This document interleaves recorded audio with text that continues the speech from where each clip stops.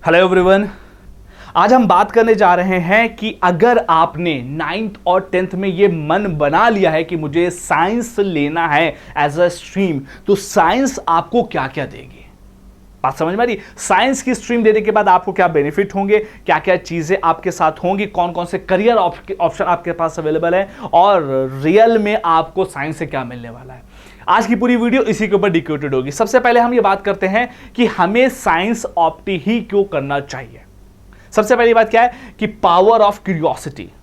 अगर किसी भी चीज को जानने की ललक है ना, तो तुम्हें साइंस जरूर चूज करनी चाहिए।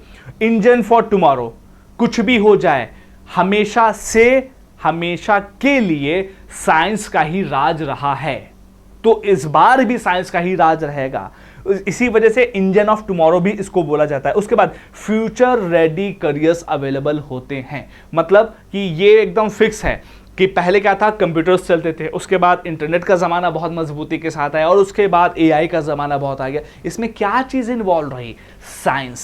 साइंस की वजह से ही ये सारी चीज़ें आगे बढ़ रही हैं। तो अगर आप ये सब चीज़ें करना चाहते हैं, आपके अंदर ये सब क्यूरियोसिटी है, तो तुम्हें साइंस ज़रूर ऑप्ट कर लेनी चाहिए। उसके बाद हम देखते हैं कि अगर आप साइंस ऑप्ट करते हैं तो इसके भी अलग अलग सेगमेंट बन जाते हैं। जैसे आपको पता होगा, साइंस में मेजरली 4 सब्जेक्ट होते हैं, फिजिक्स, केमिस्ट्री, मैथ और बायो। इसके कंपोजिशन बनते हैं। जैसे कुछ लोग होते हैं जो फिजिक्स, केमिस्ट्री और बायो का एक कंपोजिशन बनाते हैं। अगर आप मेडिकल में जाना चाहते हैं तो आपको कौन से सब्जेक्ट लेने पड़ेंगे? Physics, chemistry and bio. अगर आप इंजीनियरिंग सेगमेंट में जाना चाहते हैं, टेक्नोलॉजिकल सेगमेंट में जाना चाहते हैं, तो आपको क्या ऑप्ट करना पड़ेगा? Physics, chemistry and mathematics. उसके बाद अगर आप इंटरडिसिप्लिनरी लेना चाहते हैं, जैसे होता है ना blended field like data science, इसमें कई शोबे इंक्लूड हो सकते हैं साइमल्टेनियसली। अगर आप चाहें तो प्योर साइंस में भी अपना करियर बना सकते हैं। जैसे हम लोग पीएचडी वगैरह जानते हैं ना, जैसे आपका मन फिजिक्स में बहुत करता है, तो आपने फिजिक्स के किसी एक टॉपिक के ऊपर लेके पूरी पीएचडी कर दी, उसके ऊपर डिटेल्ड एनालिसिस कर दी। ये सब कुछ आपका पॉसिबल है इसी साइंस के जरिए से। अब उसके बाद देखते हैं कि अगर कोई बंदा पीसीबी को ऑप्ट करता है तो उसके सामने वो कौन कौन से उसके सामने करियर ऑप्शन खुलेंगे, कौन कौन से कोर्सेस होंगे और वहां से रिलेटेड सबसे प्रेस्टिजियस इंस्टीट्यूशन कौन कौन सी हैं। टॉप करियर क्या क्या बन सकते हैं? आप डॉक्टर बन सकते हैं, डेंटिस्ट बन सकते हैं, वेटरनरी साइंस बन सकते हैं, फार्मास्यूटिकल्स में जा सकते हैं, मेडिकल रिसर्च में जा सकते हैं। जब आप इन सब में कोई भी चीज करना चाहेंगे तो इसके लिए कुछ कोर्सेज होते हैं। जैसे सबसे इंपॉर्टेंट कोर्स होता है एमबीबीएस, उसके बाद होता है बीडीएस, बीएससी नर्सिंग भी आप कर सकते हैं, बी फार्मा कर सकते हैं, बीएमएस, बीएचएमएस, बीओएमएस, मतलब प्लेंटी ऑफ लाइन्स है, बहुत बड़ी लाइन है। मतलब करियर के लिए ऑप्शन की कोई कमी नहीं है, बहुत है। अब अगर आपको इनको अच्छे जगह से करना है तो उसके लिए एक एग्जाम क्वालिफाई करना पड़ता है। मतलब अगर आप एमबीबीएस करना चाहते हो और कंट्री की सबसे प्रेस्टिजियस इंस्टीट्यूशन एम्स से करना चाहते हैं, तब उसके लिए तुम्हें एक एग्जाम क्वालिफाई करना पड़ेगा। उस एग्जाम को हम लोग क्या बोलते हैं? नीट का एग्जामिनेशन, राइट? नीट का एग्जामिनेशन होता है, फुल फॉर्म क्या है? National eligibility cum entrance test.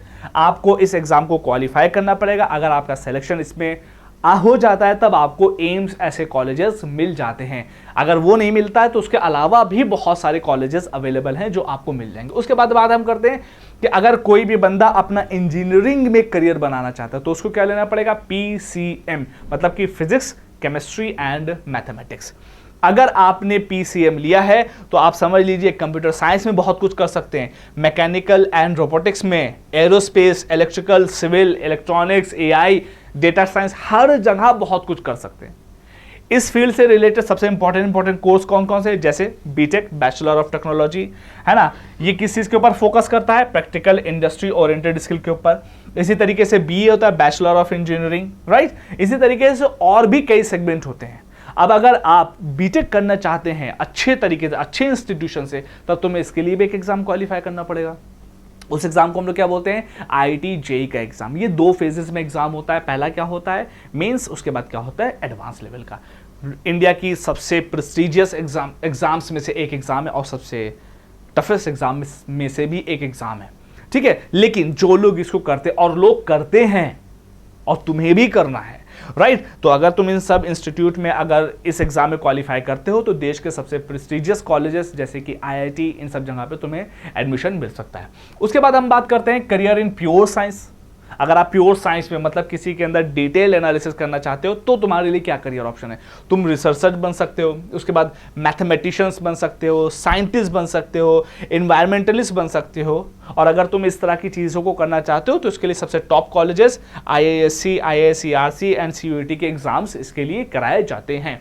उसके बाद interdisciplinary and new age careers. अगर आपने साइंस ली है तो ये वाला शोबा आपके लिए बहुत ज्यादा इंपॉर्टेंट होने वाला है। जैसे डेटा साइंस, आजकल पूरी दुनिया डेटा के ऊपर चल रही है, तो उससे रिलेटेड जो साइंस है उसके बारे में आपको इसी सेगमेंट में मिलेगा। AI एंड रोबोटिक्स, आपको पता है आजकल हर एक काम AI और रोबोट्स के जरिए से हो रहा है, तो क्यों ना हम उसके बारे में कुछ डिटेल एनालिसिस कर दें। ये भी काम आपका साइंस के जरिए से होगा। बायोटेक्नोलॉजी बहुत बड़ा बढ़ता हुआ शोबा है। नैनो टेक्नोलॉजी, नैनो टेक्नोलॉजी का मतलब क्या है? बहुत छोटी छोटी सी चीज़ों के ऊपर जब रिसर्च करके उसका यूज़ किया जाता है तो वो नैनो टेक्नोलॉजी में आती है। इसके लिए सबसे इंपॉर्टेंट इंजीनियरिंग प्रोग्राम्स कौन कौन से हैं? जैसे BSc and BTech in AI, data science and biotech, ये सारी चीज़ें इसके अंतर्गत इंक्लूड की जाती हैं।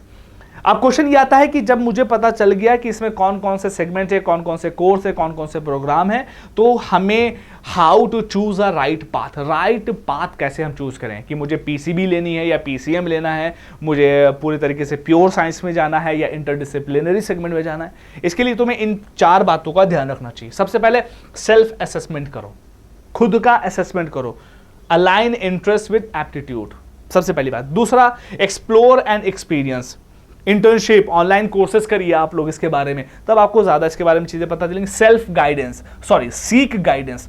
क्या होता है ना कि हर एक फील्ड का एक महारथी होता है, आपको उससे कहीं ना कहीं गाइडेंस लेनी चाहिए, और गाइडेंस के लिए तुम्हारे लिए ये प्लेटफॉर्म अवेलेबल है। Is that clear? उसके बाद होता है एम्ब्रेस फ्लेक्सिबिलिटी। ध्यान रखना, एक जगह जाकर रिजिड नहीं हो जाना। अगर मान लो आपने साइंस ली है तो आप साइंस में काम कर रहे हैं, लेकिन अपने अंदर फ्लेक्सिबिलिटी रखिए। जब देखिए कुछ नया इनोवेशन हो रहा है तो उसके ऊपर जाने की कोशिश करनी चाहिए, राइट? तो ये कुछ इंपॉर्टेंट बात थी जो मैंने आपके साइंस से रिलेटेड सेगमेंट के ऊपर की है। अगर ये वीडियो आपको अच्छा लगा हो तो इसको शेयर जरूर करिएगा, और इसी तरह की रिलेटेड वीडियो, जैसे कि कॉमर्स में किस तरीके से करियर होना चाहिए, आर्ट्स में किस तरीके से करियर होना चाहिए, इन सबको देखने के लिए चैनल को सब्सक्राइब करिए और वीडियो को अपने किसी दोस्त तक शेयर जरूर कर दीजिएगा। Thank you so much for watching.